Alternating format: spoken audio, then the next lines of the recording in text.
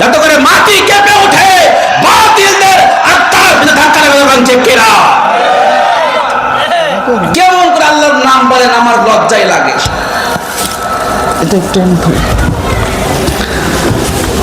এক গর্জন দেব বাংলার দেশের ভিতরে রাজত্ব করছিল গৌর গোবিন্দ। সেই গৌর গোবিন্দের রাজপ্রাসাদের পাশে নদীর কিনারায় আল্লাহর বান্দা শাহ জালাল রহমাতুল্লাহ আলাইহি, তাকে গৌর গোবিন্দ থাকতে দিচ্ছে না। এখানে কালিমার দাওয়াত দেয়, ওখানে এক আল্লাহর কথা বলে, ওখানে মূর্তি পূজার বিরুদ্ধে কথা বলে, ওখানে শিরকের বিরুদ্ধে কথা বলে, ওখানে তাওহীদের দাওয়াত লাগাইতেছে। এ তো ঝামেলা হয়ে গেল, ওকে সরাইতে হবে। আল্লাহর নবী একা গৌর গোবিন্দ সকল বাহিনীর মোকাবেলা করবে। উনি জানেন আল্লাহর হাবিব বিশ্বনবী বলে দিয়েছেন, একজন ঈমানদার যদি সঠিক ঈমান নিয়ে, সঠিক তাকওয়া নিয়ে, সঠিক আমল নিয়ে, আল্লাহ নবীর সুন্নতির জীবন নিয়ে পৃথিবীর বুকে বেঁচে থাকে, আর সেই ঈমান এবং আমলের বলে বলিয়ান হয়ে তাগুতের বিরুদ্ধে সোচ্চার হয়ে দাঁড়িয়ে যায় সকল পৃথিবী এক প্রান্তে, একজন ঈমানদার এক প্রান্তে থাকলে একজন ঈমানদারের জবানের তাকবীরের ধ্বনিতে পৃথিবীর মানচিত্রে আল্লাহর কাছে হবে। এরকম ঠিক কিনা? আল্লাহর বান্দা সুরমা নদীর তীর থেকে কানের ভিতরে আঙ্গুল দিয়ে আল্লাহু আকবারের নামের ধ্বনির আজান দিতে শুরু করে দিয়েছে। আল্লাহর বান্দার জবান থেকে যখনই কালিমার আওয়াজ বাজতে শুরু করে দিয়েছে, আর এই লা ইলাহা ইল্লাল্লাহর আওয়াজ বাজতে শুরু করে দিয়েছে, আল্লাহু আকবারের আওয়াজ শুরু হয়েছে। এই আওয়াজটা গৌর গোবিন্দের পাশে ধাক্কা লাগার সাথে সাথে পুরো প্রাসাদটা থরথর থরথর করে কম্পন শুরু হয়ে গেছে। একদিক থেকে ইট খুলে পড়তে শুরু করে দিয়েছে। কিরে, ভূমিকম্প নাকি? কয় না, বাহিরে কোনো ভূমিকম্প নাই, ভূমিকম্প শুধুমাত্র আপনার প্রাসাদের মধ্যে। ব্যাপার হচ্ছে জানেন না, এই এলাকায় একজন মুহাম্মাদের অনুসারী আসছে সাল্লাল্লাহু আলাইহি ওয়াসাল্লাম। নবীজির নাম শুনে যদি কেউ কোনো মানুষ সাল্লাল্লাহু আলাইহি ওয়াসাল্লাম না বলে, দরুদ না পড়ে, তাহলে তার উপরে আল্লাহর পক্ষ থেকে লানত নাযিল হয়। এজন্য এক মজলিসে অবশ্য একবার পড়ার ওয়াজিব, বাকি না পড়লে হবে, পড়লে মুস্তাহাব। কইছে মুহাম্মাদের সাথে আছে তো অনুসারী, তো কি সমস্যা কি? জানেন না আপনাদের গডফাদার ছিল আবু জাহাল। কে ছিল? কথা বলেন তো, মানে আবু জাহাল নবীজির বন্ধু না শত্রু? আল্লাহ কথা বলে না, শত্রু। নবীজি মক্কা শহরের বাজারে, এদিকে কাফের, এদিকে কাফের, চারদিকে কাফের, একটা ভিনদেশী লোক বাজারে আসছে। এসে নবীজির সামনে দাঁড়িয়ে বলে, কে আপনি? জানি না,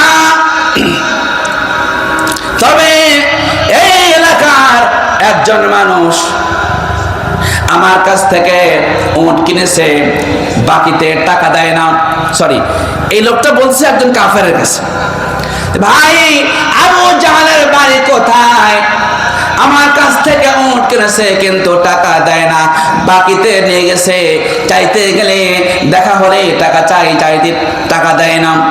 বাজারে দেখা হয়, চাইলে টাকা দেয় না।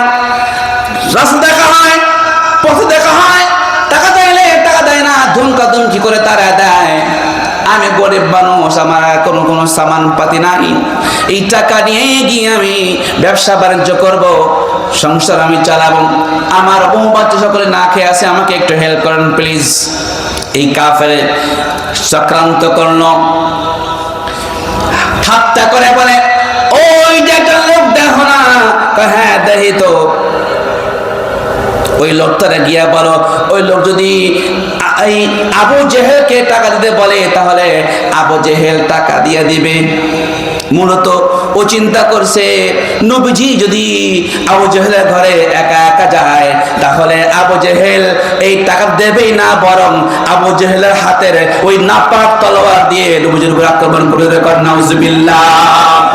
আল্লাহ লাঞ্ছিত করার জন্য, আল্লাহ নবীজিকে শহীদ করার জন্য, পৃথিবীর এই মানচিত্র থেকে আল্লাহ নবীজিকে সরিয়ে দেওয়ার জন্য চক্রান্ত করে বলল, যাও যাও ওই মুহাম্মদকে ওই বললে, উনি যদি বলে তাহলে আবু জাহেল তোমাকে টাকা দিয়ে দিবে, তাই না?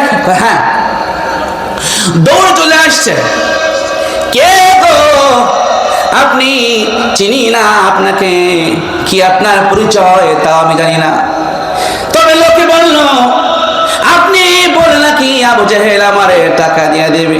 কিসের টাকা? আমি একটা উট আমার নিজের বড় কষ্টের লালিত পালিত আদরের উটটা অভাবের তাড়নায় বিক্রি করে ফেলে দিয়েছি। যদি আপনি একটু উপকার করে আমার এই টাকাটা উদ্ধার করে দেন, বড় কৃতজ্ঞ থাকবো। চলো যাই। সুবহানাল্লাহ বলেন।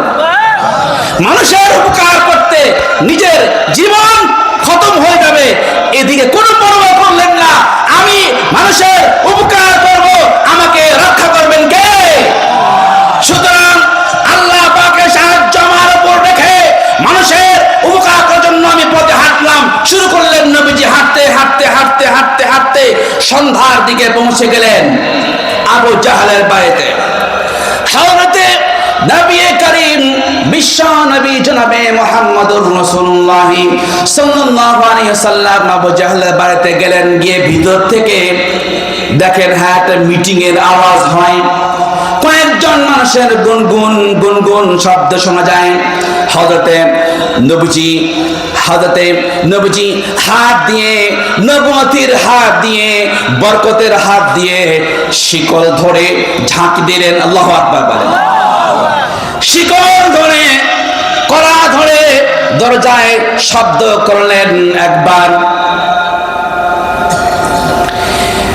আবার ধরে ঝাঁকি দিলেন, থেমে গেলেন। আবার যখন ঝাঁকি দিয়েছে, আবু জাহেল দৌড়ে ঘর থেকে বের হয়ে দরজাকে খুলে দিয়েছে। তাকিয়ে দেখে বিশ্ব নবী জনাবে মুহাম্মদুর রাসূলুল্লাহ তার দরজা দারুদারে কোন সুবহানাল্লাহ।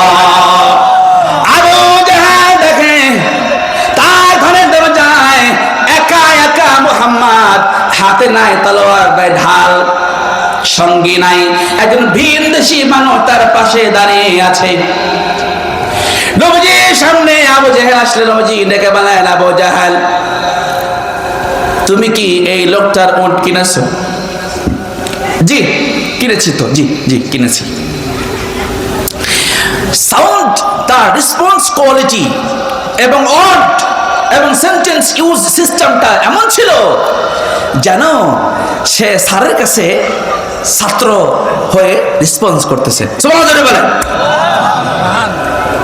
যেমন মনে করেন যে আমার ওস্তাদ মুহতারাম যদি উনি আমাকে একটা ডাকেন, দেখে বলে এই তুমি কি এই কাজটা করেছো? জি জি হুজুর জি কাজটা করেছি। তা বিনয়ের সাথে এবং আদবের সাথে সুন্দর করে। তা আবু জাহেল ঠিক নবীজির সামনে দাঁড়িয়ে বলছে, হ্যাঁ হ্যাঁ হ্যাঁ আমি তো ওনার উটটা কিনেছি। জি টাকা দাওনি? জি না। দিয়ে দাও। বলার সাথে সাথে আবু জাহেল ভিতরে চলে গেলেন, সিন্দুক খুললেন, টাকা নিয়ে ওই লোকটাকে দিয়ে দিলেন। জোরে কোন সুবহানাল্লাহ। টাকা যখন পরিশোধ হয়ে গেছে, আল্লাহ নবী বিশ্ব নবী ওই ভিনদেশী মানুষটারে বললেন, তুমি কি তোমার প্রাপ্য বুঝে পেয়েছো?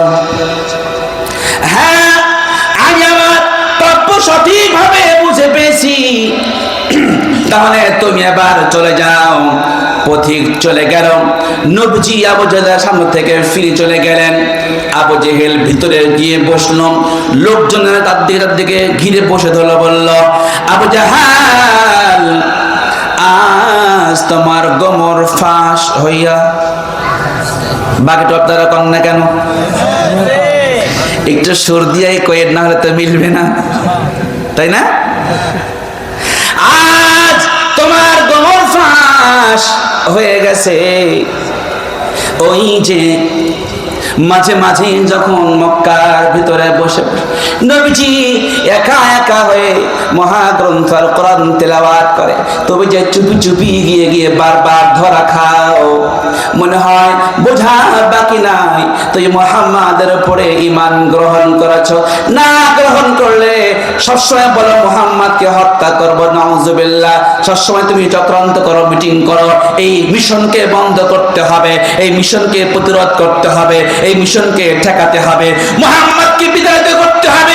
এত মিটিং, এত সলা, এত পরামর্শ গোপনে গোপনে তুমি আমাদের সাথে করো, আর প্রকাশ্যে তার সামনে গিয়ে ইয়েসার মারাও। বোঝার বাকি নাই তুমি মুহাম্মাদের দলে ভর্তি হয়েছো। না, ভর্তি তো হয় নাই, তাহলে তুমি মুহাম্মদকে একা একা পাওয়ার পরেও কিচ্ছুই তো তুমি কইলা না, বরং সে যেমন করে তোমাকে কমান্ড করলো তুমি তার ফোর্সের উপরে ঠিক মতো আমল করে দিলা। তার একটি কথা প্রত্যাখ্যান করার মতো সাহস তোমার দেখলাম না। দেখলাম তো শিক্ষকের সামনে যেমন ছাত্র রেসপন্স করে, তুমি এরকম বিনয়ের সাথে মুহাম্মাদের সামনে রেসপন্স করলা, তার হুকুমগুলো মানলা, প্রাপ্য ঋণটা তুমি পরিশোধ করে দিলা। কারণটা বুঝতে পারলাম না, কারণটা কইবানি। হ্যাঁ কমতো শোন, যেই কারণে আমি আবু জাহেল মুহাম্মাদের সব কথাগুলো শুনতে বাধ্য হয়েছি, যদি সেই কারণটা তোরা দেখতি, তোদের সাথে সেই কারণটা ঘটতো, তাহলে তোরা একজন হুঁশ থাকতো না। আমি তা হুঁশ রেখে কাজ করেছি, তোরা বেহুশ হয়ে যাইতি, তোরা কন্ট্রোল করতে পারতি না। চিৎকার করে করেন একটু মারহাবা। কি ঘটে গেল? কি কাজ ঘটলো? যেই মাত্র প্রথমে ঝাঁকে দিয়েছে আমার করা, দরজার শিকল হাত দিয়েছে, হঠাৎ আমি অনুভব করলাম আমার কে যেন নাড়া দিল। সুবহানাল্লাহ বলেন। যখন ভূমিকম্প হয়, যারা চেয়ারে বসে থাকে তাদের অবস্থাটা কেমন হয়? যারা মাটিতে থাকে এরকম নড়ে, যারা চেয়ারে থাকে একটু বেশি নড়ে, যারা 5-6 তালা উপরে থাকে তাদের অবস্থা কেমন হয়? দোল খায়। আবু জাহেল মানে যখন প্রথমবার করার আওয়াজ হয়েছে, শিকলের আওয়াজ হয়েছে, আমার গা তেমন ধুলতে শুরু করে দিল, আমার সিংহাসন শহর উঠতে শুরু করে। আবার যখন ঝাঁকিয়ে দিয়েছে, আমার খাট মা সব দেখি নড়া শুরু করে দেয়। আবার যখন আল্লাহর নবী আমার ঘরে শিকল ধরে ঝাঁকে দিয়েছে, আমি লক্ষ্য করে দেখি আমার পুরো ঘর দোল খাইতেছে, মনে হয় ভাঙচুর হয়ে আমার ঘরের উপর, মাথার উপর পড়ে যাবে। এটা আমি লক্ষ্য করলাম। দৌড়ে গেলাম দরজায়, গিয়ে দেখি আব্দুল্লাহর ছেলে মুহাম্মদ দরজায় দাঁড়ানো, এই ডান পাশে বাম পাশে দুই পাশে বিশাল বড় বড় দুইটা ওট দাঁড়িয়ে আছে, হা করে ক্ষিপ্ত হয়ে চোখ রাঙিয়ে আমার দিকে তাকিয়ে আছে। যদি আমি সামান্য বেয়াদবি করি তাহলে এই হিংস্র ওটগুলো আমার উপর ঝাঁপিয়ে পড়বে, ওদের কামড়ে মনে হয় আমারে গিলে ফেলবে, এমন আমার মনে হইল। আমি হালাত দেখে সহ্য করতে না পেরে যে জানের ভয়ে মুহাম্মাদের সবগুলো মানতে বাধ্য হয়েছি। চিৎকার করে করেন একটু সুবহানাল্লাহ। এইবার গৌর গোবিন্দ লোক গিয়ে বলে, চলো হ্যাঁ মহারাজ, গৌর গোবিন্দ যে মুহাম্মাদে অস্ত্রহীন খালি হাতে ঘরের শিকল নাড়া দিলে পুরো ঘর কেঁপে ওঠে, সেই মুহাম্মদ, যে মুহাম্মাদের হাতের শিকলের ঝাঁকিতে বাতিলের সিংহাসন থরথর করে কেঁপে উঠেছে, সেই মুহাম্মাদের অনুসারী শাহজালাল রহমাতুল্লাহি আলাইহি, শাহপরান রহমাতুল্লাহি আলাইহি, এদের হাতে তোমার দরজার করা ধরা দূরের কথা, দূরে ছুঁয়ে দাঁড়িয়ে দিয়েছো। ওরা নদীর পাড়ে গিয়ে সেই মুহাম্মাদের যে মালিকের সাথে বান্দাকে জোড়া দেয়, লাগিয়ে দেয়, পরিচয় করে দেয়, সেই মালিকের নামের তাকবীর পড়তে শুরু করে দিয়েছে। আর তার তাকবীরের ধ্বনির আঘাতে আপনার সিংহাসন আবু জাহেলের সিংহাসনের মতো থরথর করে কাঁপতে শুরু করেছে। সুবহানাল্লাহ। আমার ভাইরা, কিন্তু আজকে আমরা মুসলমান গান বললে জোরে জোরে বলি, কোরআন তিলাওয়াত তারপরে জন্মের আস্তে আস্তে কথা কম ঠিক কিনা? একটু আস্তে কম ঠিক। আল্লাহর নাম নেবে আস্তে আস্তে। কয়েকদিন পরে নির্বাচন শুরু হলে অমুক ভাই তমুক ভাই বলতে বলতে গলা দেবা যাবে, আবার চা খাবে ফিরি ফিরি।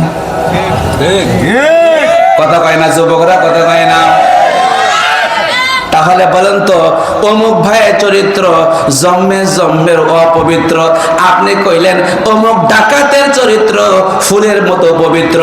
এই যে মিথ্যা কথাগুলো বললেন আওয়াজ দিয়ে জোরে জোরে, আল্লাহর দেওয়া কণ্ঠ নিয়ে আল্লাহর নামটা কইলেন আস্তে, আর নাপাক মানুষের চরিত্র ফুলের মতো পবিত্র